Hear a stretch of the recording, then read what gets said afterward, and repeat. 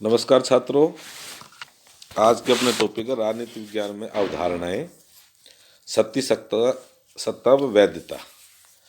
आज का जो टॉपिक है राजनीति विज्ञान में शक्ति की अवधारणा।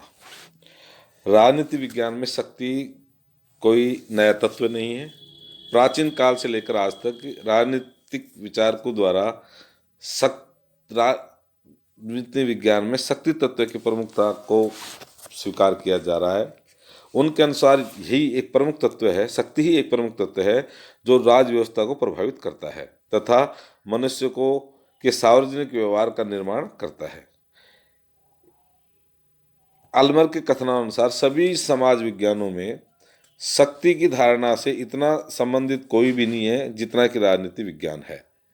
अरस्तु से लेकर आज तक राजनीतिक लेखकों की विषय वस्तु का विश्लेषण करने में यह निसंदेह स्पष्ट हो जाता है कि शक्ति इसमें एक केंद्रीय धारणा रही है जिसके सारे राजनीति विज्ञान को स्पष्ट करने का प्रयास किया गया है। इसी प्रकार कैटलिन राजनीति विज्ञान को शक्ति का विज्ञान मानते हैं, जबकि मार्गेंथ्यू ने शक्ति को राजनीति की केंद्रीय धारणा के रूप में स्वीकार किया है। तो अब शक्ति का अर्थ और इसके अर्थ की व्याख्या। आज राजनीति शास्त्री इस बात पर प्राय सहमत हो गए हैं कि शक्ति राजनीतिक प्रक्रिया के लिए प्रमुख तत्व है, किंतु फिर भी वे शक्ति की सामान्य परिभाषा के संबंध में अभी तक सहमत नहीं हो सके। इस पर रॉबर्ट डेल का मत है कि शक्ति के अध्ययन की प्रमुख कठिनाई यह है कि इसके अनेक अर्थ होते हुए विभिन्न विद्वानों ने शक्ति की विभिन्न परिभाषाएं दी हैं, जिनमें से कुछ परिभाषाएं इस प्रकार हैं। पहली, मैकाइवर के अनुसार शक्ति से हमारा अभिप्राय व्यक्तियों या व्यवहार को नियंत्रित करने, विनियमित करने या निर्देशित करने की क्षमता से है। दूसरा, जूबिन ने कहा है कि संगठित अंतर क्रियाओं की व्यवस्था के पीछे निहित तत्व को शक्ति समझा जाना चाहिए। मार्गेंथ्यू ये मानते हैं कि शक्ति में वे प्रत्येक वस्तु सम्मिलित है जिसके द्वारा मनुष्य ने अपने ऊपर नियंत्रण स्थापित किया जाता है एवं बनाए रखा जाता है।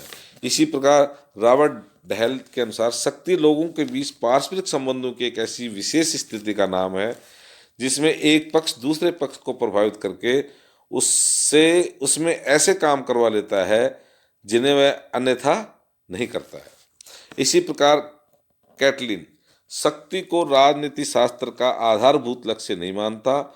उसके अनुसार शक्ति एक सामान्य प्रवृत्ति है। यह संभावना के रूप में यह व्यक्ति द्वारा नियंत्रित एवं अपने संकल्प को क्रियान्वित करने में स्वतंत्र होने की वर्तमान योग्यता है। उपरोक्त परिभाषाओं से स्पष्ट है कि विभिन्न विचारकों ने शक्ति को व्यक्ति के पारस्परिक संबंधों का निर्णायक तत्व माना है। एक व्यक्ति की शक्ति इस बात पर निर्भर करती है कि दूसरे व्यक्ति द्वारा उसे कितनी मान्यता दी गई है। जब शक्ति संपन्न व्यक्ति अन्य लोगों पर प्रभाव डालता है तो वह अनेक साधन अपनाता है। सत्ताधारी व्यक्ति के कार्य के प्रति दूसरे लोगों की प्रतिक्रिया होती है और वे इस प्रतिक्रिया के द्वारा शक्ति के क्षेत्र को निर्धारित करते हैं। वस्तुतः जब तक मानवीय संबंध अपने स्पष्ट रूप से सामने नहीं आते, शक्ति को सही रूप में नहीं समझा जा सकता। इसके लिए मैकाइवर ने ठीक ही कहा है कि शक्ति एक बहुपक्षीय तत्व है। यह अपने अनेक रूपों में तथा विभिन्न अभिव्यक्तियों में पृथ्वी पर होने वाली तथा समस्त सृष्टि में घटने वाली घटनाओं के लिए एजेंट का कार्य करती है। मैकाइवर क्या कहते हैं कि शक्ति इन घटनाओं में एजेंट का कार्य करती है। अब शक्ति के स्रोत या आधार क्या है? शक्ति के स्रोतों को सूचीबद्ध नहीं किया जा सकता, फिर भी शक्ति के कुछ प्रमुख स्रोतों का उल्लेख इस निम्न प्रकार से किया जा सकता है। पहला, ज्ञान। ज्ञान शक्ति का प्रथम महत्वपूर्ण स्रोत है।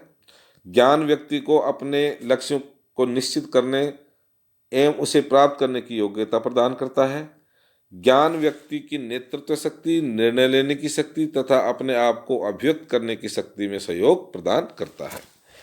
दूसरी, प्राप्तियां एवं उपलब्धियां। इसे आर्थिक शक्ति का नाम भी दिया जा सकता है। यह शक्ति निर्धारण का भारी स्रोत है। निर्धारण का कौन सा स्रोत है? बाह्य स्रोत। इसके अंतर्गत धन की प्राप्ति एवं सुविधाएं, सामाजिक क्षेत्र में सम्मान, लोकप्रियता तथा राजनीतिक क्षेत्र में प्राप्त सफलताएं, पद आदि आते हैं। तीसरी, संगठन। वे संस्थाएं अधिक सफल और शक्तिशाली होती हैं जिनका संगठन सुदृढ़ होता है। श्रमिक संघों, कर्मचारियों संघों, किसान संघ, व्यापारिक संघ तथा राजनीतिक दलों आदि के शक्तिशाली होने का यही आधार है कि वे संगठित हैं। राज्य भी अपने संगठित स्वरूप के कारण सबसे बड़ा शक्तिशाली संघ है। आकार।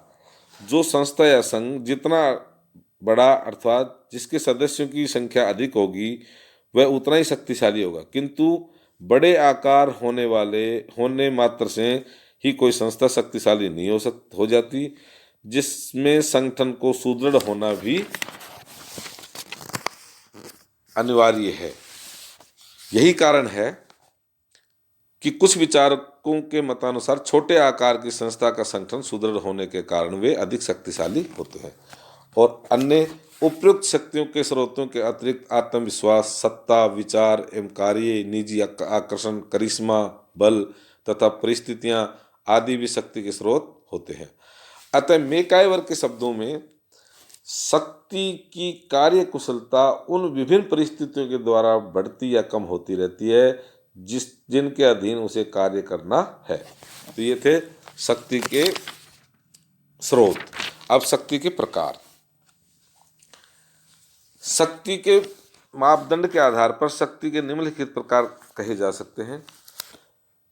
गोल्डहैमर तथा सिल्स के अनुसार व्यक्ति द्वारा व्यवहार परिवर्तन के आधार पर शक्ति 3 प्रकार की होती है। कौन सी?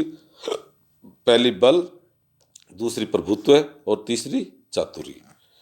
ऐसे मैक्स वेबर केवल औचित्य शक्ति में विश्वास करते हैं और उसे यह संज्ञा वह सत्ता की संज्ञा देते हैं। औचित्य के आधार पर उन्होंने शक्ति के 3 रूप, कानूनी, दूसरा वैधानिक, तीसरा परंपरागत या करिश्मावादी।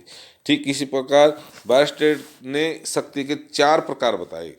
पहला, दृश्य तथा अदृश्य शक्ति, दूसरा दमनात्मक तथा अदमनात्मक शक्ति, तीसरा औपचारिक तथा अनौपचारिक शक्ति, चौथा प्रत्यक्ष और अप्रत्यक्ष शक्ति।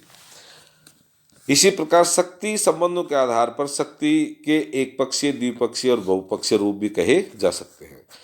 केंद्रीकरण की दृष्टि से शक्ति केंद्रीकृत, विकेंद्रीकृत अथवा विक्रय भी हो सकती है। क्षेत्रीयता के आधार पर वह अंतर्राष्ट्रीय, राष्ट्रीय अथवा भूखंड विशेष से संबंधित हो सकती है। प्रयोग एवं परिणाम की दृष्टि से शक्ति का स्वरूप इच्छित अथवा अनिच्छित किसी प्रकार का हो सकता है और शक्ति की मात्रा एवं प्रभाव की दृष्टि से राज्यों को महान, मध्यम तथा निम्न शक्तियां कहा जा सकता है। रॉबर्ट ए डहल के अनुसार शक्ति संभाव्य और वास्तविक 2 प्रकार की होती है। इस प्रकार शक्ति के अनेक रूप हो सकते हैं। अब शक्ति का प्रयोग एवं उसकी सीमाएं। शक्ति का प्रयोग अविचार पूर्वक व स्वच्छंदा पूर्वक नहीं किया जा सकता। इसके प्रयोग का अपना ढंग तथा सीमाएं होती हैं। यहाँ हम शक्ति के दमनात्मक स्वरूप का पर विचार कर रहे हैं। शक्ति का प्रयोग विभिन्न शक्तियों अथवा साधनों द्वारा किया जाता है, जैसे पुरस्कार, दंड देना, आर्थिक लाभ देना या रोकना। प्राचीन भारतीय राजनीति में शक्तियों को साम, दाम, दंड और भेद की संज्ञा दी गई थी। इन शक्तियों की मात्रा एवं प्रकार देश, काल तथा संस्कृति विशेष के अनुसार परिवर्तित होते रहते हैं। शक्ति के प्रयोग करते समय पिटाई करना, जेल भेजना, जुर्माना करना, अपमान करना तथा अपदस्थीकरण करना आदि में से किसी भी साधन को अपनाया जा सकता है। इसके अतिरिक्त धमकी, प्रलोभन इत्यादि शक्ति के अप्रत्यक्ष प्रयोग किए जाने के साधन हो सकते हैं। जब कोई शक्ति असफल हो जाती है तो उसे दूसरी शक्ति द्वारा पुनर्स्थापित किया जाता है। यह आवश्यक नहीं है कि शक्ति के प्रयोग में हर बार सफलता ही मिले, कभी कभी उसमें असफलता भी मिल जाती है। शक्ति का प्रयोग मनमाने ढंग से नहीं किया जा सकता। इसके प्रयोग पर अनेक सीमाएं तथा प्रतिबंध होते हैं। इन सीमाओं का संबंध उस देश के इतिहास, परंपराओं, धर्म, नैतिकता, स्वीकृति प्राप्त करने के तरीके, विभिन्न समूह के दबाव, जनमत आदि से होता है। इसके अतिरिक्त शक्ति की सीमाओं का संबंध स्वयं प्रयोगकर्ता के लक्ष्य, उसके उद्देश्य, उसकी क्षमता, उसके संबंधों तथा उसकी कार्य पद्धति आदि से भी होता है।